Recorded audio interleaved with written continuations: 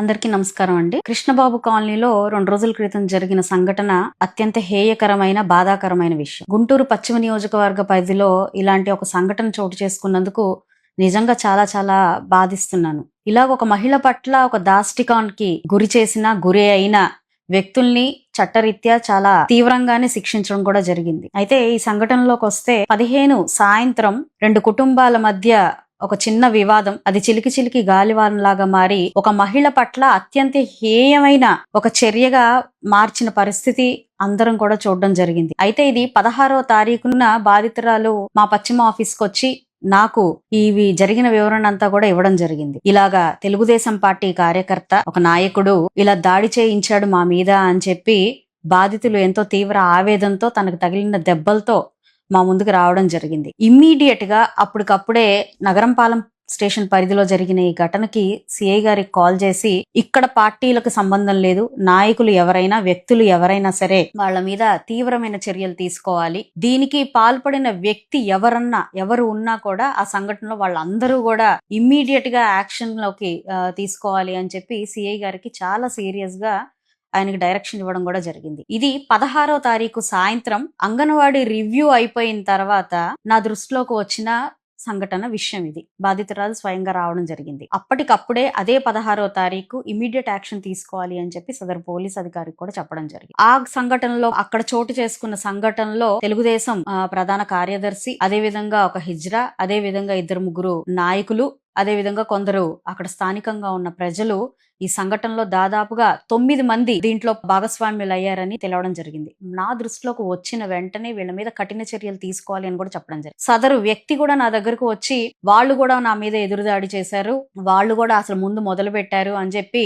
నాకు వివరణ ఇవ్వడం జరిగింది. అయితే ఏది ఎలా ఉన్నా, పరిస్థితులు ఎటుపోయినా, ఒక మహిళ పట్ల వాళ్ళు ప్రవర్తించిన తీరు అనేది చాలా చాలా బాధాకరం, అత్యంత హేయమైన విషయం. కాబట్టి మీరు చట్టరీత్యా దీని మీద శిక్షార్హులు అవుతారు, ఖచ్చితంగా దీన్ని మీరు ఫేస్ చేయాలి అని చెప్పి అప్పటికప్పుడే ఆ సదరు కార్యకర్తకి వార్నింగ్ ఇచ్చి మరి ఇతని మీద ఇమీడియట్ గా యాక్షన్ తీసుకోవాలి అని చెప్పి పోలీస్ అధికారులకు కూడా డైరెక్ట్ చేయడం జరిగింది. తెలుగుదేశం పార్టీ, కూటమి ప్రభుత్వం ఎప్పుడు మహిళల పట్ల చాలా చాలా సెన్సిటివ్ గా ఉంటుంది. వారి పట్ల ఇలాంటి చర్యలు ఏవైనా కూడా ఉపేక్షించే పరిస్థితి ఉండదు. కాబట్టి విత్ ఇన్ 24 hours ఎవరైతే దీనికి పాల్పడ్డారో వాళ్ళందరినీ కూడా స్టేషన్ లో కూర్చోబెట్టడం జరిగింది. అదే 16వ తారీఖు ఈ సదరు వ్యక్తుల మీద ఎఫ్ఐఆర్ కాపీ బుక్ చేసి పోలీసు అధికారులు వీళ్ళందరినీ 9 మందిని ఒకేసారి పట్టుకొని లోపలేసే ప్రక్రియలో భాగంలో అది 17వ తారీఖు దాకా కూడా ఎక్స్పాండ్ అయ్యింది. టైము కాలయాపన జరిగింది. అయితే దీన్ని పక్కదారి పట్టిస్తూ వాడుకోవాలనుకుంటున్న మీడియా,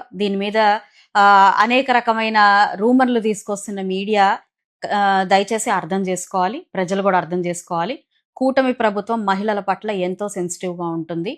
ఇలాగే గతంలో జగన్మోహన్ రెడ్డి గారి భార్య పైన ఒక తెలుగుదేశం పార్టీ కార్యకర్త విమర్శించారు అని చెప్పి, మంచి అంటే పెట్టకూడని కమెంట్లు పెట్టారు అని చెప్పి చట్టరీత్యంగా అతన్ని రిమాండ్కి తీసుకోవడం జరిగింది. ఏదైనా జరిగినప్పుడు, మహిళల పట్ల ఇలాంటివి ఏదైనా జరిగినప్పుడు ఇమీడియట్ గా కూటమి ప్రభుత్వం రియాక్ట్ అవుతుంది. ఈ రోజు కూడా ఈ సంఘటనలో మా దృష్టికి వచ్చిన వెంటనే ఈ సదరు వ్యక్తుల పట్ల మేము చట్టరీత్యా చర్యలు తీసుకోవడం జరిగింది. పార్టీ నుంచి కూడా సస్పెండ్ చేయడం జరిగింది. ఈ రోజు సదరు సిఐ ఆలస్యం చేసినందుకు గాను మేము కంప్లైంట్ ఇచ్చినప్పుడు, ఎస్పీ గారి దృష్టికి తీసుకెళ్లినప్పుడు దీన్ని ఇమీడియట్ గా ఎందుకు పర్సీవ్ చేయలేదు, విత్ ఇన్ 2 hours లో నేను యాక్షన్ తీసుకోవాలి అని చెప్పినప్పుడు దీన్ని 24 hours దాకా కూడా ఎందుకు డ్రాగ్ చేశారు అని చెప్పి ఎస్పీ గారిని అడిగినప్పుడు ఆయన కూడా దీని మీద యాక్షన్ తీసుకుంటామని చెప్పారు.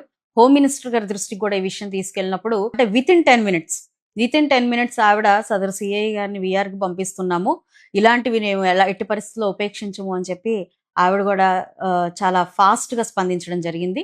కూటమి ప్రభుత్వం మహిళల పట్ల ఎలాంటి అరాచకాలు జరిగినా చూస్తూ ఊరుకునే పరిస్థితి ఉండదు. పశ్చిమ నియోజకవర్గం మహిళల పట్ల, వారి ఆరోగ్యం పట్ల, వారి యొక్క ఆత్మగౌరవం పట్ల, లా అండ్ ఆర్డర్ పట్ల చాలా స్ట్రిక్ట్ గా ఉంటుంది. ఒక్క పశ్చిమ నియోజకవర్గానికే ప్రతి మంగళవారం మహిళా గ్రీవియన్స్ నిర్వహించే ప్రత్యేకత ఉంది. మహిళల ప్రాబ్లమ్స్ పట్ల శ్రద్ధ వహిస్తూ ప్రత్యేకంగా చూసే ఒక విధానం పశ్చిమ నియోజకవర్గంలో ఉంటుంది. అలాంటి నియోజకవర్గంలో ఇలాంటి సంఘటన చోటు చేసుకోవడం నిజంగా చాలా బాధాకరం. కాబట్టి దీన్ని మేము తీవ్రంగా ఖండిస్తూ, దానికి పాల్పడిన ప్రతి ఒక్కరు, అక్కడ ఏ పార్టీ అన్నది ఇక్కడ ముఖ్యం కాదు, అవతల మహిళ కూడా మీరు ఏ పార్టీ అన్నది ఇక్కడ ఎవరు కూడా ప్రస్తావించలేదు. ఇక్కడ పార్టీలకు సంబంధించింది కాదు. తప్పు చేసినప్పుడు ఆ తప్పు ఎవరు చేసినా కూడా వాళ్ళు శిక్షార్హులు అవుతారు కాబట్టి వెంటనే వాళ్ళని మేము అదుపులోకి తీసుకోవాలి అని చెప్పి ఆదేశించడం జరిగింది. వితిన్ 24 hours పోలీస్ అధికారులు కూడా వాళ్ళని లోపల వేయడం జరిగింది. కాబట్టి దీన్ని ఈ రోజు బాధిత కుటుంబాలకు వెళ్లి మీడియా పరంగా వాళ్ళని ఇబ్బంది పెట్టే పరిస్థితి కూడా ఉంది అని చెప్పి మా దృష్టికి రావడం జరిగింది. ఆల్రెడీ బాధిత మహిళలు చాలా ఇబ్బందికరమైన పరిస్థితిలో ఉండి నా దాకా వచ్చి వాళ్ళ బాధను చెప్పుకున్న వెంటనే వాళ్ళకి తగు పరిష్కారాన్ని మేము అందించడం జరిగింది. ఇప్పుడు ప్రతి ఒక్కరూ కూడా ఆ కుటుంబం దగ్గరికి వెళ్ళి పదే పదే ఆవిడని ఈ సంఘటన గురించి మాట్లాడుతూ వారిని ఇబ్బంది పెట్టే ప్రయత్నం ఎవరు చేయకూడదని ఈ సందర్భంగా చెప్తూ, ఇప్పటికే హోంమంత్రి వర్యులు, మహిళా కమిషన్, అదే విధంగా నారా లోకేష్ గారు దీని పట్ల చాలా సివియర్ గా స్పందిస్తూ సదరు వ్యక్తుల్ని సస్పెండ్ చేస్తూ దాని కారకులైన ప్రతి ఒక్కళ్ళని కూడా స్టేషన్ లో పెట్టడం జరిగింది. ఎక్కడా కూడా కూటమి ప్రభుత్వంలో మహిళలకు ఎలాంటి ఇబ్బందికరమైన పరిస్థితి ఏర్పడినా దాని పట్ల చట్టరీత్యా యాక్షన్ తీసుకోబడుతుంది. అందరూ కూడా దీన్ని అర్థం చేసుకోవాలి అని చెప్పి కోరుకుంటూ నమస్కారం.